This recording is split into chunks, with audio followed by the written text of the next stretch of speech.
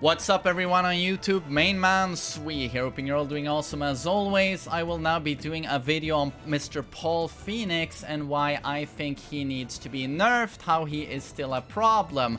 I've done a video on Geese Howard and on Leroy. The Geese one was well appreciated. I was happy to see that. I will be posting the Leroy one today. But right now I will be talking about Paul, and he is definitely a problem in my opinion.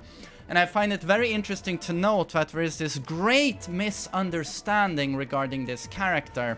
I saw a comment on my Geese Howard video saying, as I was talking about how Nee likes to play Paul and Steve due to their strong counter hit game and how you can stay very safe but get huge rewards. You know, if any of these counter hit, huge rewards, but you're very safe.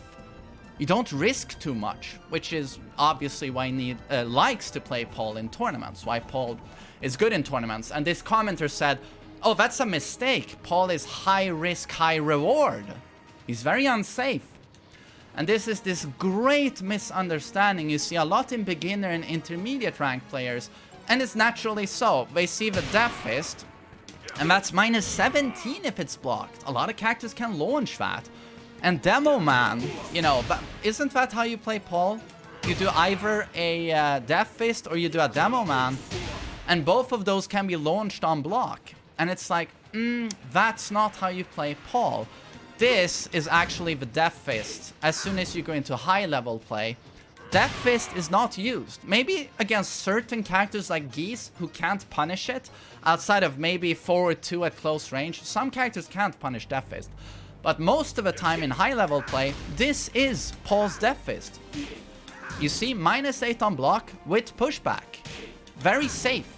And just like a Death Fist, it can hit clean for 31 damage without counter hit. And again, can be done from down forward 1, his backsway. That is the high level Death Fist. And again, it is safe. And rather than doing Demo Man and put ourselves at risk, you know, and it has very limited range, Quarter Circle Forward 3 is what is used in high level play. It has incredible range, enormous tracking, tracks to both sides, is 0 on hit as you can see, and a not too bad minus 14 on block. This used to be launch punishable by everyone in Tag 2 and prior games. It used to be minus 17, correct me if I'm wrong. So this is a wonderful move, and of course on counter hit, you most likely know that that's where we get our free Demo Man. If we score the counter hit.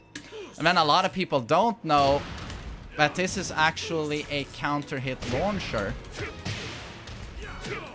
which is not too hard. You will see Nee use that quite a bit. So yes, that's for the big misunderstanding on this character. And I will be going into more detail later in this video on how incredibly safe he is. And how, you know, his... the rewards you can get with this character while staying safe are enormous. But I'm sure you know about this. So what makes him so strong? Why do you say he needs to be nerfed? His damage is a bit over the top. Paul is always meant to have high damage, but I feel like in Season 3, with the new wall combo, in my opinion, it's a little bit too much. Especially when utilizing the Rage Art Cancel, which is exclusive to Paul.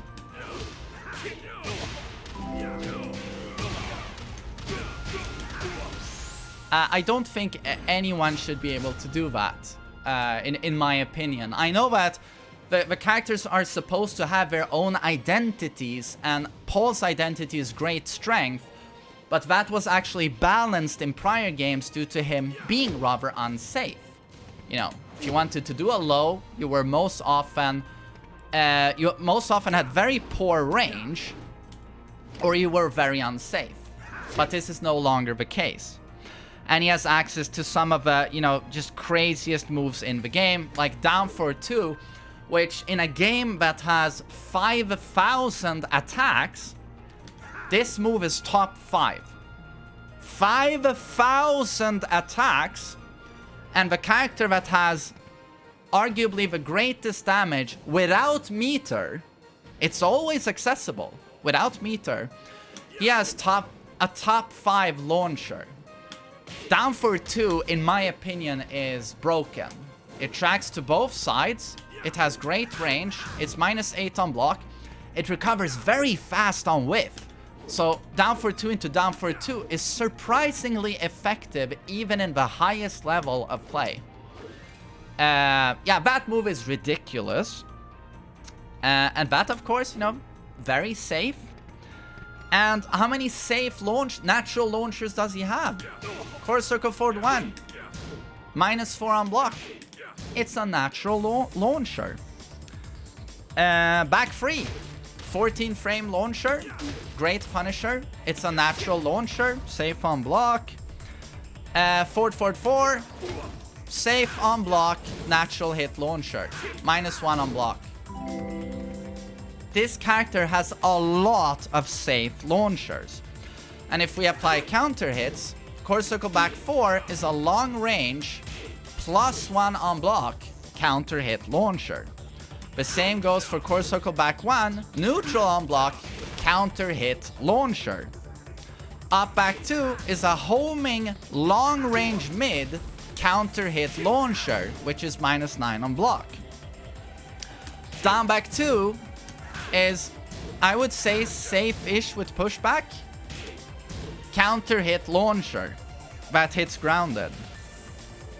And again, Core Circle Forward 3, if you're a good player, that's actually a counter hit launcher. Yep. I haven't even practiced that, but you'll see knee hit that pretty much every time. And of course, second hit of Wasaning 3-2, counter hit launcher. Second hit of back to 1, counter hit launcher, safe. Sidestep 3, -12 on block low. Gives back 1-2. His low game was really buffed in Tekken 7 compared to prior games. And for some reason, the 3-2 cancel gave him this. But this is guaranteed at the back. In the rear for 100 damage. For some reason, he has this. And obviously, I need to cover forward 1+4. This move is completely ridiculous and not something Paul needed. He already had very strong keep out. Down for 2, Core Circle Back 4. Why give him this move that to me resembles a Mortal Kombat Scorpion teleport? There's no other move that will bug as much as this attack. I don't know how many times you've probably seen this. You do a move, Paul does this, and he immediately teleports to your back. And he hits you in the back with his shoulder. So it evades like crazy. Gives a guaranteed death fist. Oh, for 60-ish damage, I think. 64! But the worst part about this move is that it's -14 and has pushback. So you can't even launch punish him. That goes for most characters. Some characters have 14 frame launchers. But a lot of 14 frame launchers, due to the pushback, will not connect. Paul's back 3, for example, loves to whiff here. Or Brian's jet upper. This move is too strong. A move with this much damage and evasive properties should be -15. Definitely. I don't know who thought it was a good idea to put this at -14, considering the other strengths of this character. And just to cement how strong Paul is, he has some of the best punishment in the game. Like his 12 frame here, it has nearly unlimited range, gives you +8. Again, you have a 14 frame launcher, down for 2, say no more. While standing, 13 punishing, while standing 3-2 is really good. And of course, you can while standing launch at 15. And whiff punish, yeah. Paul is really, really good, but the big problem is the damage when he's so safe. So again, Paul can be played very, very safe, get huge rewards, damage is too high, some attacks are just straight up too strong. And a character that once was balanced by having lows that were, let's just say, bad, well, in this game, it's like sidestep free, core circle forward free. It's like, man, yeah, it's like they screwed up the character a little bit. He used to be a little bit more like Heihachi, where the lows were really problematic. But here, it's like, yeah, just he's a little bit too strong in my opinion. And Demoman hits harder than ever. It actually got a damage buff in Season 2.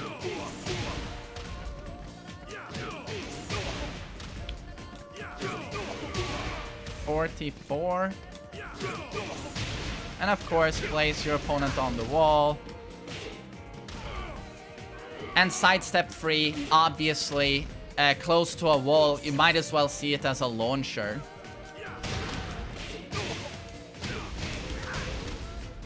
Yeah. Yeah, I think that's it for my video on Paul. That covers a little bit the misunderstanding regarding the character. The reason Nee loves Paul is because he stays very safe and compact, but has, you know, the chances, while staying so safe, he has the chance to get enormous rewards. If your opponent if he can just read the opponent's timing, get a counter hit, you know, clip them with keep out, and then a very, very good 50-50. In quarter circle back 2, quarter circle forward 3, decent poking with down forward 1 backsway, down 1, and a perfect throw game. We have a 2 break, we have a 1 break, and we have 2 1+2 breaks. In down forward 1+2, and forward 1+2, which wall splats. So, I hope this was slightly informative when it comes to Paul, and also slightly interesting in terms of like how does Paul work in terms of balance, and yeah, he needs to be toned down in my opinion, and hopefully you know why now. So thanks for listening to me everyone, and take care.